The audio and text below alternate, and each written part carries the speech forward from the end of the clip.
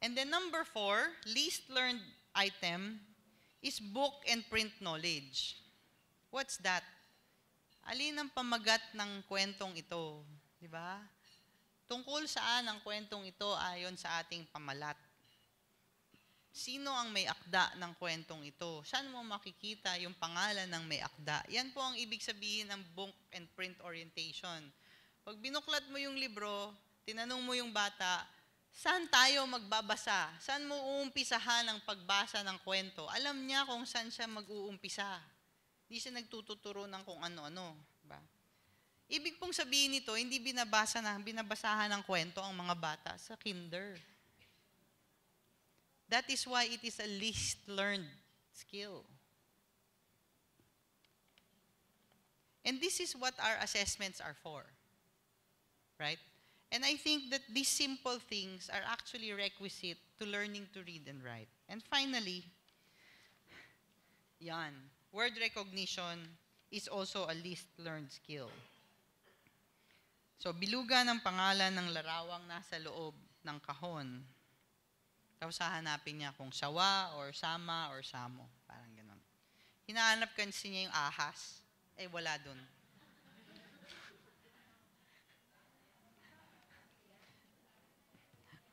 Hanap na lang tayo ng mas simpleng sagot, di ba? Sabi siguro ng bata, ahas. Okay. Alright, so game.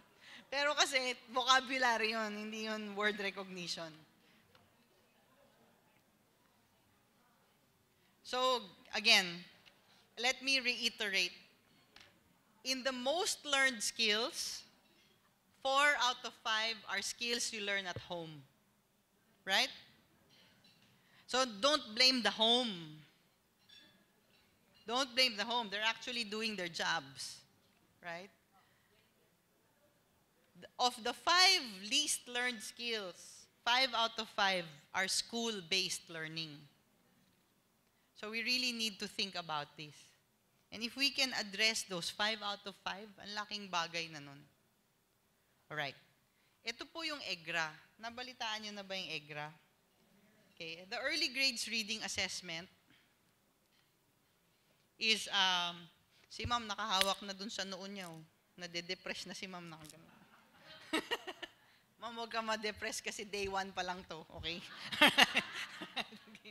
So, yung EGRA po is a tool for assessing early grades reading, and it is only developed in 4 languages. I use it, and the purpose of the EGRA is to study the development of the MTB-MLE program in 4 areas. We do it in Ilocano, in Hiligaynon, in Cebuano, and in Maguindanaon. And ang subtest po ng EGRA ay listening comprehension, phonemic awareness, letter sound identification, familiar word reading, non-word reading, oral reading fluency, and reading comprehension. I'm not going to discuss the entire EGRA. No? I'm just going to talk about some parts of the EGRA. But I think what is important to know is that when we assess a program such as MTB-MLE, we need to be able to follow some cohorts. Hindi pwedeng lahatan kasi masyado siyang mahal, no? Pero it should give us insight on all others. So for example, how thoroughly is MTB-MLE being implemented? So in other words, it was an implementation question. Are teachers using the mother tongue in the classrooms?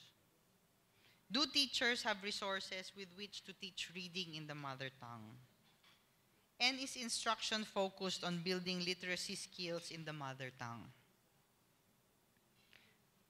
So what we're trying to do is to find out, umaandar ba yung MTB-MLE? Okay, sige po. So first, in Ilocano, during observation of classes, 99% of lessons observed used the mother tongue Ilocano. Same with Hiligaynon, 93% in Cebuano, and 87% in Maguindanaon. And then, to teach other subjects, kunyari, math, ganon. Turo ng math, mataas pa rin yung percentages in Ilocano, Hiligaynon, and Cebuano, pero mababa na siya sa Maguindanaoan. Okay? So siguro sa Maguindanaoan, they shift to something else. No, we don't know what they shift to. But at least we know that it is being used in school. Alright? Next. With regards to teachers, 30% or less of teachers report having specific training regarding early grades or teaching reading in the mother tongue. So if teachers, and then over 90% of teachers report being native speakers of the mother tongue, knowing how to and being very comfortable in it. In other words, meron lang tayong 10% ng guro na hindi sila magaling dun sa mother tongue na tinuturo nila. Kailangan natin sila mahanap. Either ilipat natin sila ng section or grade. So, kunyari, kasi alam nyo, pwede naman kasing nakatira nga siya dun, pero hindi siya galing dun eh. So, ilipat mo siya sa grade 5. At ibaba mo yung isang teacher na galing doon at yun ang wika, siya ang ibaba mo sa K-3. Simple lang naman yan, utang na loob, di ba? Hindi naman kailangan pahirapin ang deployment. I-shuffle lang ang mga tao, tapos bigyan ng sapat na kasanayan yung guro para sa pagtuturo. Medyo mas worrisome yung 30% are saying they have no training in teaching beginning reading. Okay? Yan, problema yan. Kasi yan 30% na yan ang salarin. Bakit ganyan ang score? Sila yan. Okay? So I think it's very important for us to think about that. No? For materials, 60% said that most of the students have books and visual aids. But, ito ako na worry is that only 50% have a teacher's guide. And I think we did really have problems with grade 1 and grade 2. Ang grade 3 yata dapat dinideliver na ngayon. No? So, supposed to be. Okay? And I think materials po talaga ang isa sa pinakamalaking problema ng DepEd. Hindi ko nga maintindihan kasi yung Coke, kahit sa barangay sa Pilipinas may Coke. Bakit yung textbook hindi makarating? May RC, di ba? Saan kaya naipit yung textbook, di ba? Hanggang ngayon, hindi ko pa po yan maisip kung bakit ganun. Okay. For instruction, I think the instruction is our main concern. No? Many teachers spend little or no time on reading activities. Some spend considerable class time pero some. And then only 10% of observations were students spending time in productive speaking, listening, reading, or writing activities. In other words, ano kaya ginagawa nila? Magwawalis ba? Pinapagalitan. Something like that. Or si teacher yung nagsasalita. Diba? Mas malamang si teacher nagle-lecture. Nagle-lecture siya sa kinder. Nagle-lecture siya sa grade 1. Hindi talaga pwede, diba? Kailangan mas active yung learning. Mas activity-based yung instruction rather than lecturing to children, to little children. I think that we need to really work on that. And we continue to think about it. If we drive it at activity-based ang K-3, then kailangan malinaw sa atin ilang bata lang ang laman ng isang classroom sa K-3. Diba? Or, ilang volunteer parent ang tutulong sa akin sa loob ng classroom para ma-manage ko yung large class ko. Or, magti-team teach ba kami ng teacher sa panghapon para buong araw na lang kaming dalawa, pero at least dalawa kami. Magkasama kami na nagtuturo ng large class ko. Marami po kasing pamamaraan. No? Medyo lang stuck tayo dun sa formula na one teacher to one class. Pwede naman kasi yung shared loads. No? And I think it's very important to consider different formulations of deployment of teachers. All right, let's look at some information. Okay. Percent of reading lessons during which no reading activities were observed. In grade 1 Cebuano classes, remember these are reading lessons. They're supposed to be teaching the children how to read. In grade 1 Cebuano, only 35% were actually doing something that is related to literacy. In Hiligaynon, 15. In Ilocano, 29. In Maguindanaoan, 42. No reading activity. Oo nga. So sabi ni Ann, mali daw ako. Okay.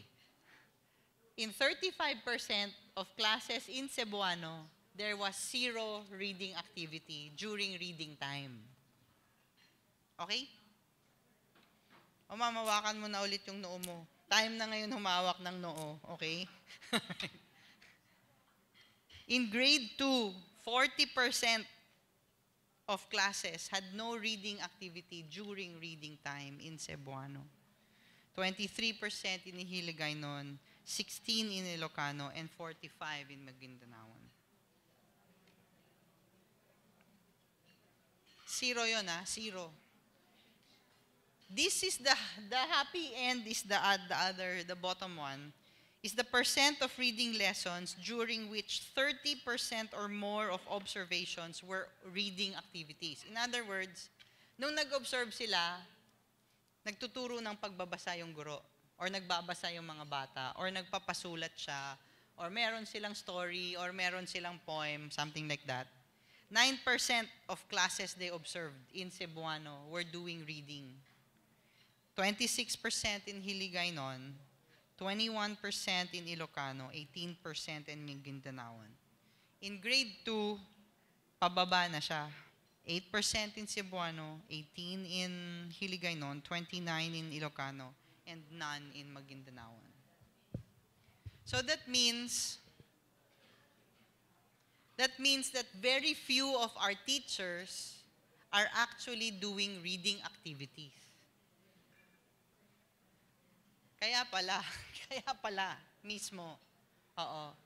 So, kailangan natin silang turuan paano mag-reading activities sa bata. Okay? Nagkakaintindihan po ba tayo? Okay. Sino po kaya magtuturo sa kanila? Sino kaya? Di ba kayo yon? Diba? Kayong gagawa nun. Okay? At hindi ko na po bobolahin kayo. Kayo talaga. Okay? Kaya kayo nandito. Okay? Okay? Alright. Yun talaga yun. Diba? Kasi kailangan natin paramihin ang marunong magturo ng pagbabasa sa bata. Okay? Tayo yon. Okay? So, how does a teacher... Did I skip a slide? Right. How does the teacher help students to develop pre- and basic reading skills? So dapat, these are storytelling, songs and rhyming words, and visual aids. The teacher, in the percent of observations where a teacher is telling a story or reading aloud. Tingnan niyo po, konting-konti yung porsyento na nagbabasa ng kwento yung guro. The teacher is singing and rhyming, lalo ng mas konti. And the teacher is talking, explaining, or lecturing, kadami. Tumataas yung number. So actually, ang style ng teacher ay mag-lecture. So ganun talaga. Diba? Except that we are all adults. That's okay. But that's not okay for children. We need to get more reading materials so that children will read.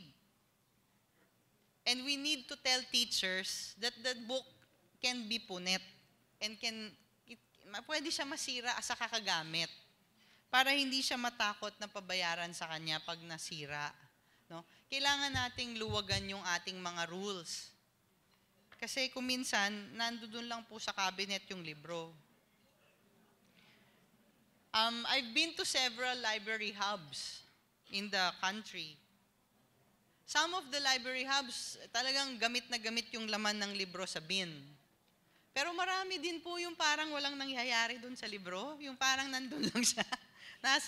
Nandun lang siya sa shelf. Nandun lang siya sa shelf.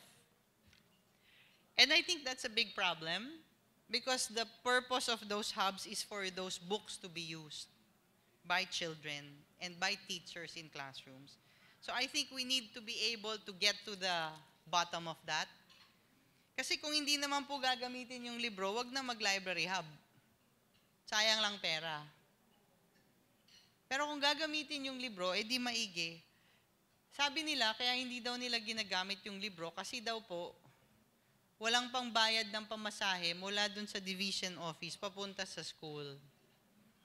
Yung Coke nga nakakarating sa bundok. Diba? Tsaka yung Marlboro Lights nakakarating sa bundok. So I'm sure, magiging kaibigan ninyo yung mga driver ng Coke. At pwede nyong sabihin sa kanya, pakidala naman to dun sa elementary school sa bundok. Wala naman sigurong problema dun. Gawin mo na lang ninong ng anak mo or something. Basta gumawa ka ng paraan para makarating yung libro sa library hub sa school. Kasi kung hindi po tayo gagawa ng paraan, wala talagang mangyayari. Diba? Wala po talagang mangyayari. So I think we really need to pull together. And we really need to solve problems creatively. All right. The other thing that is a problem is now I want you to look at the data this way, pababa.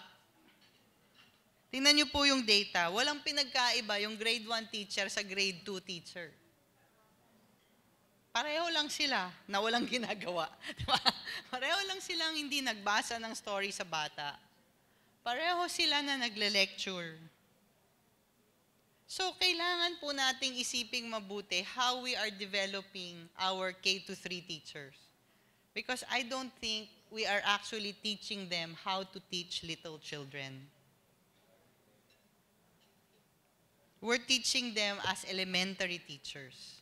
And we really need to work on it seriously. Right. This is a different graph.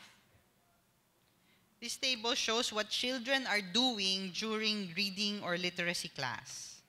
Okay? The purple one or the blue one is reading. The orange one is speaking. Tama ba?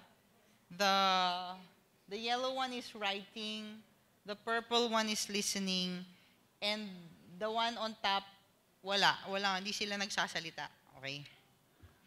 So, the time spent reading the language is very small compared to the time spent listening or speaking.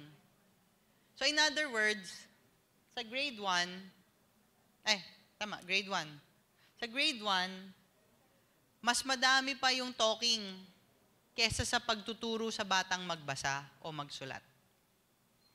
Yung profile na yan po, dapat yan ay nasa kinder. Ganyan dapat ang itsura ng kinder class.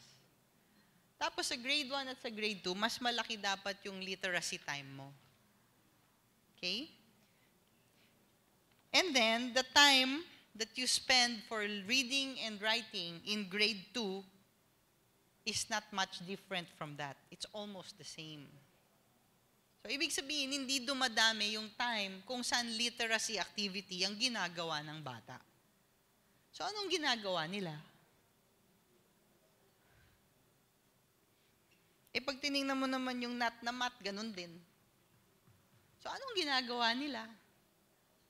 And I think that is a very important question. If they're not teaching reading, if they're not teaching writing, if they're not teaching math, what on earth are they doing? And I think this has everything to do with supervision.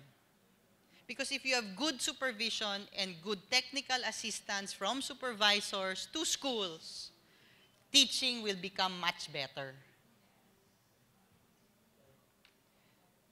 And I think we need to really pay attention to the CLMD of the divisions and the regions and make sure those people know how to teach teachers, how to teach beginning reading and beginning math. You know kasi po, somebody has to read the data. It just so happens I like data. So we read the data, and the data makes me go like that, right? But you can't just go like that, di ba? You need to do something about it. So let's look at the most important question of all. Are children learning how to read? Are they learning how to read in the mother tongues? And are they understanding what they read? O, game. Hindi important yan. Next. Reading fluency scores. Short story reading. Okay? So this is the test where you ask a child to read a passage. Diba? And we check how many is the correct word in oral reading fluency. This passage is about 40 to 60 words, and then they're asked a few questions about the story. It's timed. So you can actually go words per minute. Pero yung words per minute po, hindi tayo dapat masyadong mag-stress out sa words per minute. Kasi alam niyo yung words sa Ilocano, kahaba-haba. Oo. Tapos yung words sa Hiligay nun, mas maiksi. Oo. So huwag tayong mag-stress out sa words per minute kasi kilometro talaga ang words sa Ilocano. Oo. Mahaba ang kanilang syllables. Okay? The highest average across all regions is about 40 words per minute. Kasi nga, maiikli yung words nila. Okay? So that means that children are more fluent. Diba? When children are more fluent in word reading, usually, ang ibig sabihin nun, maintindihan nila yung story. Okay? So, ang good news dito, gumagaling sila. From the dark green to the light green, from grade 1 to grade 2, gumagaling sila magbasa. Okay? In all languages. So, irrelevant na kung gaano kahaba. Kasi nga, iba-iba po yung syllables ng languages. Irrelevant yun. Ang relevant dyan is there is actually a change from grade 1 to grade 2. So, clap your hands. Okay. For everybody. Yeah, for everybody. The only problem there is the change big enough? Okay? Is the change big enough? For example, to be able to read 40 words per minute in Cebuano, is that a good benchmark for grade 2? Yan ang hindi pa natin alam. To be able to read 31 words in Hiligaynon per minute, okay ba yon? And that's the kind that we really don't have any Philippine data on that. No? Kasi ngayon lang natin to ginagawa. So, for example, in the interventions of USAID through Basa Pilipinas, no, one of the things that we need to set is that benchmark. So, pag ikaw ay grade 1 teacher, alam mo na dapat at the end of the school year, ang estudyante ko nagbabasa ng 40 words per minute at the end of grade 2. Pag alam mo yon, then alam mo na para na siyang average grade 1 child. Grade 2 child in Ilocano. At hindi ho pwedeng pare-pareho yung words per minute kasi iba-iba nga yung mga wika. Now, are they reading correctly? So, mabilis siya magbasa dito, di ba? 40 words per minute. Tama ba naman yung basa niya? Di ba? So, first, sa non-words. Yung mga non-words are fake words, pseudo words, right? Ano po bang... So, sa Cebuano, 74% of children can actually read non-words. 81% at the end of grade 2. Okay? Non-words lang yan, yung walang katuturan, di ba? In Hiligaynon, pretty much the same. So, that means alam nila ang sound and letter correspondence. Alam nila, pag nakakita sila ng letter M, alam nila yon. At pag nakakita sila ng M at A, ang basa nila doon, ma. Kahit pa hindi mo maintindihan kung ano yung ibig sabihin nun. But for familiar words, they're also reading familiar words. And they're also doing it in stories. And if you look very closely, they are getting better from grade 1 to grade 2. Okay? So clap your hands ulit. Clap your hands. Thank you. So, ibig sabihin, they're actually learning to read it. Okay? Do they understand what they read? Is the next slide. Because they can read up to 70-80% correctly. But you ask them 5 questions and they will answer 1 correctly. Or 1 or 2 or 1.5. So, ibig sabihin, nakakabasa ng mabilis, nakakabasa ng tama, pero ang tuon ng ating pagtuturo ay hindi pag-unawa. So, kailangan ilipat yung tuon ng pagtuturo sa pag-unawa. Therefore, tama yung least learned skill talaga yung listening comprehension. Kasi ang baba ng reading comprehension eh. Correct? So, if you look at the data from this test and this test and this test, at pag-aralan mo yung data nila, ma-e-explain nila ang isa't isa. Alright? And that's how we need to look at data about learning and about children at the school level. Pwede po bang ganon? I'm sure that there are schools that are doing far better than others. I'm sure. Except when you look at data like this on a national level, sama-sama na silang lahat. Yung mataas, nahihila ng mababa. So, ang solusyon po talaga, wala sa ganito. Ang solusyon, nandun sa school. Nandun talaga. Kung paano mo matuturuan yung mga bata ng tama. Madali naman pong malaman pag dinadaya yung data. Madali naman talaga. Kasi pag nag-system assessment ka, mahuhuli mo siya eh.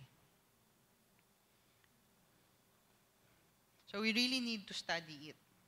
So we need to find a better process. Kasi mother tongue na to eh. Cebuano na to. Ilocano na to. Hiligaynon to. Dapat perfect comprehension to. Mother tongue to eh. Hindi naman to English, di ba? That's mother tongue.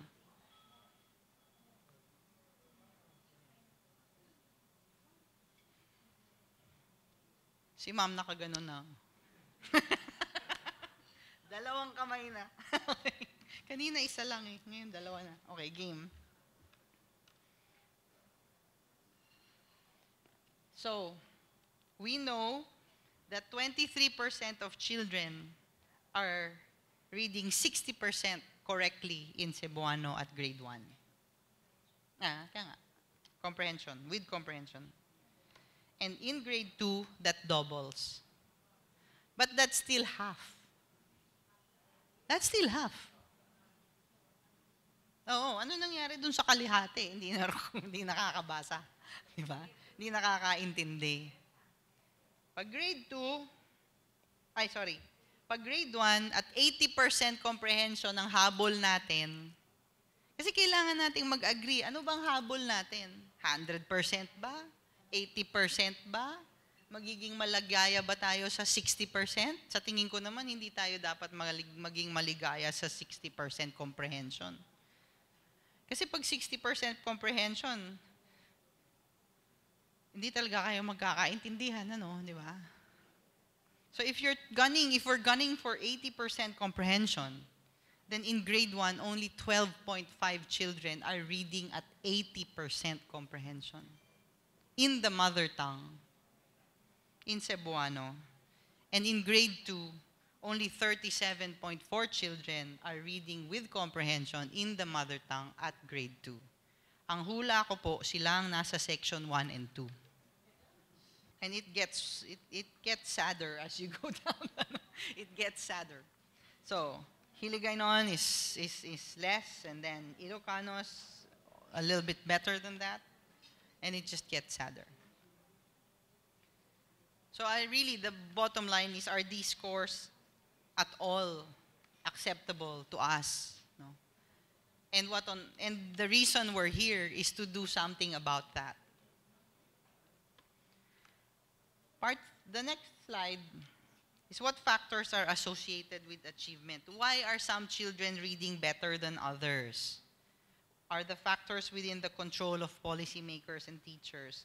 And what potential input or changes are necessary? Okay, explain ko lang yung graph. In school, performance factors associated with reading performance. So for example, yung the red side is the part of the graph that tells you, for example, teachers never asked to read in mother tongue. Negative 9.1. Ibig sabihin, ganun kadami ang hindi humihingi hindi nagbabasa ng in the mother tongue. Tama? Bawas sa score. Sorry. Wala kasing label tong graph na to. Okay. So, kung ang teacher ay hindi nagbabasa ng story sa mother tongue, yung score ng bata nababawasan ng 9 points. Okay. Tama ba yun? Okay. Tama, no? Tama. So, for example, ang test mo sa oral reading fluency ay 20 points. Pag yung teacher hindi siya nagbabasa ng story reading sa bata, sa klase, the children are on average lower than others by 9 points. If the teacher reads in the mother tongue, paminsan-minsan, di ba? Then it's 2.7, mas mataas than everybody else. So nakikita nyo, naghihilahan talaga sila ng paakyat tsaka pababa. So yung mga mabababa ang score, nahihila nila. Pero if you correlate that with behavior of teachers, you can actually see which teacherly behavior actually help. So, tataas yung score pag nag-read sila ng story sa klase. Number 2, tataas yung score kapag yung reading materials ay meron sila sa bahay. So, importante talaga yung library hub.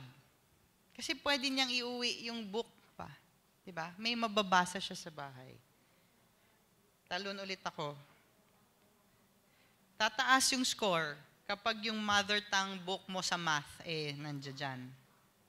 At tataas yung score pag nagbabasa siya ng libro madalas. So in other words, if we have 19 mother tongues by now, we should develop libraries of 19 mother tongues as well. Kasi that literacy develops because of practice. Reading practice, and so on. And so it's really important that children hold books in their hands, that they're actually reading. Saka importante talaga yan. Okay? So I think, tingnan nyo yung mga nakakabawas ng score.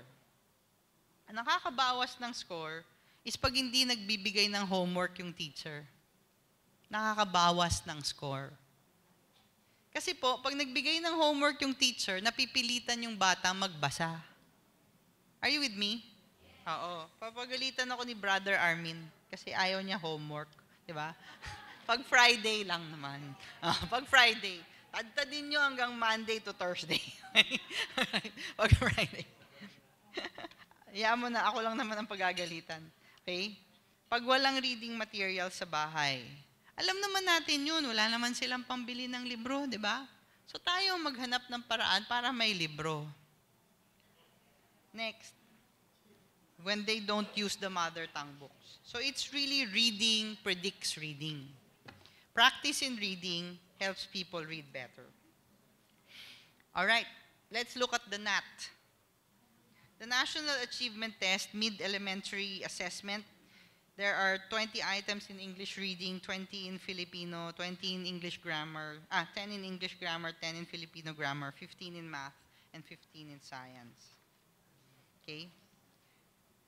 Tingnan nyo po yung MPS. So the farthest from here, that's 2013, 2014. Then pababa. 2012, 2013, and then 2011, 2012. The MPS of 50 means that the students get only half of the scores right. So pag ang MPS mo 50 and below, ibig sabihin, mas mababa pa sa 50% ang score ng bata. Ang MPS po natin, ang pinakamataas na dyan ay English grammar. Ibig sabihin, magaling tayo magturo ng grammar. Hindi tayo tuturo ng comprehension, tuturo tayong grammar. Okay? Tuturo tayo ng English grammar, pero ang efficiency natin ay 62% lang. Bumaba pa yan last year. Okay? So I really think we need to look at our data properly. For reading in English, it is 56%, which is consistent with the data found by EGRA, that only 54% of children are actually able to do it. So as you can see, the data and the research that is being done on the performance of children, they actually are giving us the same results. And they've been giving us these results for a long time. And we really need to do something about it. This is the distribution of examinees by achievement level in the overall test. Tingnan nyo po, diba, 96 to 100 doon. Yan lang sila kakonti. Ganyan lang sila kakonti, yung nakaka 96 to 100. Ang lapit nila sa 0. You follow me? Then, akyat tayo ng konti. 86 to 95. Konti. Di ba? Then, 65 to 85. 66 to 85. Ibig sabihin, most of the children are only there, moving towards mastery pababa. Moving pa lang yun. Hindi ko nga alam kung fast o slow move yun eh. Pero moving. Tapos hindi ko rin naiintindihan yung closely approximating. Niisip ko pa po itong mga words na to kasi ginagawa ko na po yung nat sa mga araw na to. Araw-araw na ginawa ng Diyos, iniisip ko itong approaching mastery na to. Kasi hindi ko siya naiintindihan. We need to be able to use good words. Words everybody gets. So we need to figure that out. And then after that is average mastery, low mastery, very low mastery, and absolutely no mastery. And we actually have children with no mastery whatsoever. Sana may chicken pox siya nung nag-exam siya, di ba? Hindi pwedeng wala siyang alam. Hindi pwede. Kasi there's no such thing as walang alam. So we really need to work on this. At the same time, we're also working on the quality of the NAT. We're also working on the quality of the questions that are being asked. No? So we need to look at it, we need to address it from an instructional point of view, which is what we are doing here. But on my end and on another group's end, we're gonna address it on looking at how good the NAT is in assessing the curriculum. In other words, swak ba siya? Itong question na to ba to ay mahahanap mo sa competencies ng curriculum.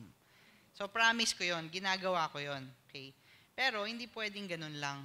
Kailangan talagang ayusin yung pagtuturo. Kasi medyo may ano talaga siya. May effect siya talaga. Kitang-kita ang effect. Next one. Okay na yan, pareho na lang yan. Okay. So what are we gonna do? Assessment data should be gathered. That's what we've done already. What we're doing today is we're going to inform the programs that we do for early literacy and early numeracy for the next 11 days. Siguro po maiintindihan nyo how panicked I am with that kind of data. And you can translate that to 11 days. Sa totoo lang, gusto ko 3 buwan eh. Tanongin mo si Rose Villanesa. Kasi hindi ako natutuwa na hanggang dyan lang. Paano mo ayusin yan kung hanggang dyan lang? No? And that's why I think we really need to be very, very clear on what we are going to do after today and in the next few days. I know you're very busy people. Everyone in this room is very busy. But I think the busyness has to be for a good reason and a good purpose. And there is no better purpose than helping young children stay in school and make school relevant to young children. We need to help them learn better. And as supervisors, kasi mga bossing kayo eh, di ba? You need to help teachers teach better. That is non-negotiable as far as I'm concerned. If you're a supervisor, that's your job. Your job is not administrative. Your job is academic. And therefore, you look after the academic quality of the teachers. That's the job. I think there has been some confusion on what supervisors are supposed to do. Supervisors are academic leaders. So today, we begin by helping students learn to read better and learn math better.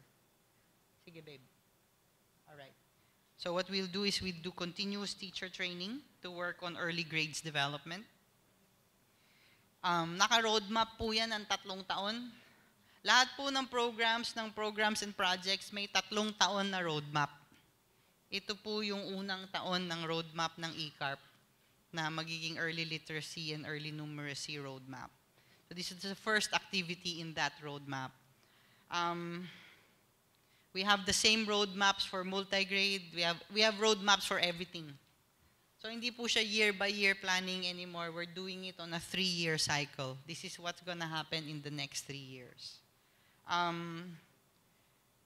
We will continue to do training on school leadership in terms of instructional supervision. Ang hirap din kasi, di ba? Kasi hindi naman siya lahat expert sa lahat, di ba? Mahirap naman talagang maging school head. No? And then we continue to develop the assessment framework. We're fixing that assessment framework so that it complements what we're doing here.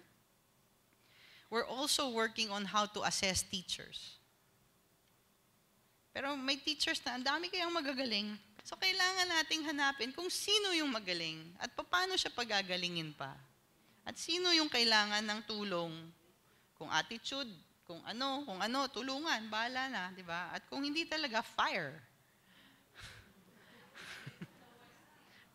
Yeah, ganun eh. Ayaw niya magturo na matino. Teacher ang trabaho niya, anong gagawin? Ganun din. Fire. Ako, for me, that is the job. Do the job, for crying out loud. Do the job. Because the job is our job is supposed to assure quality. That's our job. Diba? As supervisors, that's my job. As USEC, that's my job. Diba? Is to make sure that the quality is being reached or done or aimed for. Diba?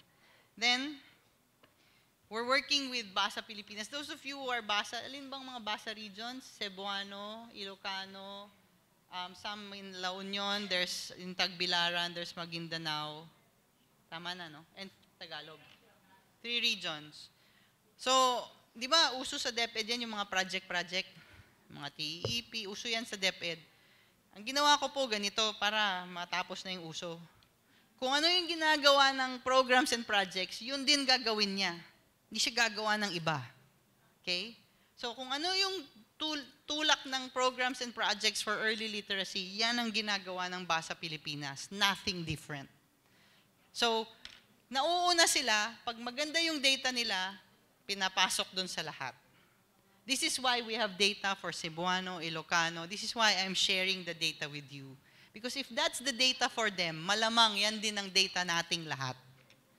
Alright? So I think we need to be very, very clear that what we're trying to do is to make things simpler, more coherent, more sensible, di ba? But also easier to measure. Finally, we're doing already the program implementation review for Key Stage 1. The problem with a USEC who understands data is I like monitoring and evaluation very much. Okay? And I don't like the kind of monitoring where people give you pasalubong. And then, hindi ka na pwede mamintas kasi binigyan ka ng pasalubong. Okay? Ang style ko po ganito, okay? Kung gusto nyong gayahin, sinasabi ko po sa kanila, lahat ng bibigay nila sa akin, kakainin naming 2 doon. Buusin naming 2 doon at hindi yan lalagay sa bag ko. So anything I'm given, we will eat together. And I will not take anything home. Kaya pumapayat na ako. Di ba? Hindi, actually, better yon kesa sa meron kang bitbitations. Huwag ka na mag-bitbitations. Okay? Mag-M&E ka ng totoo. Diba? Kasi mahirap po eh. Mahirap magsabi ng constructive criticism pag masyado kayong friends. Kailangan professional yung relationship. Diba? And I think that that's really, really hard to do in the field. Kasi kapitbahay mo yan eh. Diba? Kaibigan yan ng anak mo or something like that. But I think there has to be a degree of professionalism that we have to do so that we can do proper supervision, proper technical assistance, and proper monitoring and evaluation. Because really the job is technical assistance to schools. That's our job. As the academic cadre of the Department of Education, our job is to provide technical assistance to teachers so that they will teach better. And I think that when we do program reviews for K-3, we will be able to get more information so that we can revise and review and create additional programs and materials as needed.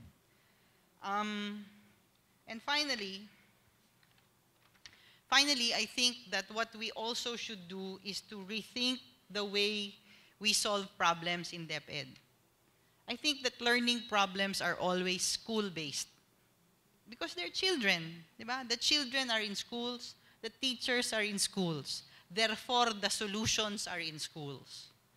They just need a little help from you so that the technical assistance that you can provide them will allow them to solve those problems in schools. I think that we need to reframe the way we look at supervising and reframe it from the point of view of technical assistance. And also we need to reframe the amount of time we use for actually academic supervision of teachers. And look at your day. If I were you, I'd look at your day.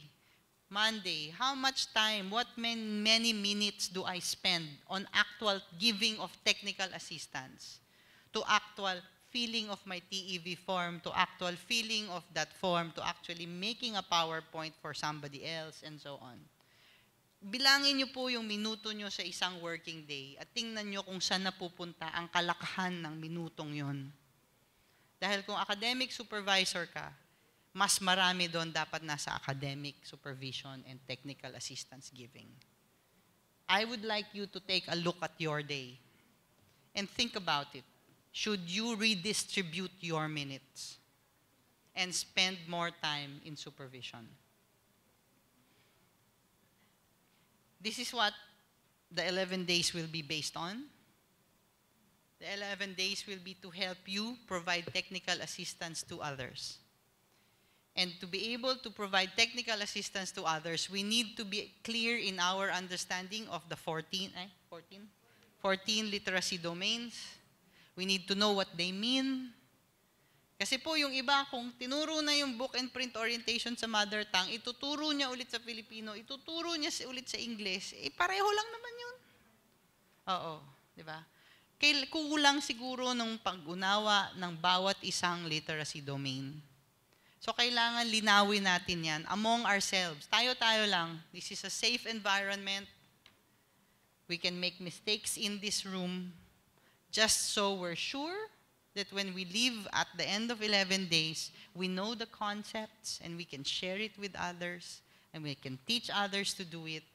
We've also prepared for you videos that you can use when you do your technical assistance in the field. Meron kayong baon na video. Dadalhin nyo yung buong PowerPoint na to. Lahat yan dadalhin ninyo so that you can use them when you do your technical assistance to others. So, hindi po ito yung katulad ng ibang training na sasabihin sa inyo tapos bahala ka na sa buhay nyo. Hindi po ganun. Kasi makulit ako. Tatawagan ko kayo. Tatawagan kayo ni Ann at tatanungin niya kung ano na nangyayari at paano na lumalakad yung programa on giving technical assistance to others. I hope that's clear, no? I think that the problem is so huge that it will need more of us to fix it. But we start today, and I think that given your expectation checks and your desire to really push this country forward, I think that we're in a good place, and I think we can do this successfully. Thank you, everyone.